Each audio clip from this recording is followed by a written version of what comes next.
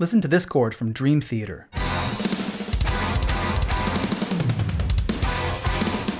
And here's what it is. It's an E-flat augmented triad over an F10 interval, so an F10th. So how we can think of this as, we can think of it a couple different ways, right? I think of it as being based on a whole tone scale. There's only 2 whole tone scales, right? So a C whole tone and a D flat whole tone.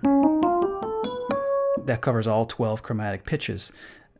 In a C whole tone is technically a D whole tone, an E whole tone, an F sharp, and an A flat and a B flat. They're all the root, and they're all the second, third, fourth, fifth, and sixth. It's the nature of a symmetrical scale. So there's only 2 of them. This chord is built off of, I'm gonna say, the D flat whole tone scale. So 3 of those notes give you this E flat augmented triad, and 2 of the other 3, F and A, give you this chord, which is a 5-part whole tone based chord. This chord also shows up in the score for Wicked, in a chord that I like to call the green chord, because, and here we have an A augmented over G. Same exact type of harmony we hear in the other 2 pieces. Right? A augmented, and then a borrowed note outside of A augmented, a G that comes from the G whole tone scale, or in this case, the exact same whole tone scale as Dream Theater. And here's Wicked. I score a lot of animation, and I find that chords like this come in really handy.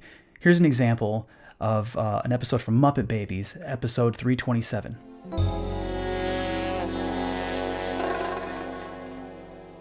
Here I used a C augmented over F sharp.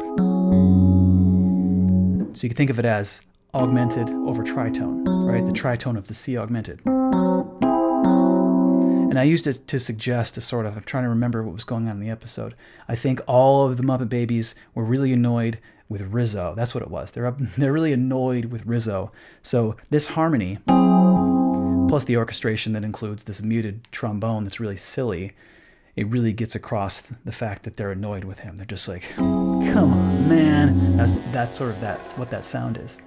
Using this exact same harmony in different contexts, it shows that harmony doesn't stand alone, right? That tempo, dynamics, orchestration, instrumentation can completely change the effect that the exact same harmony has. Yeah.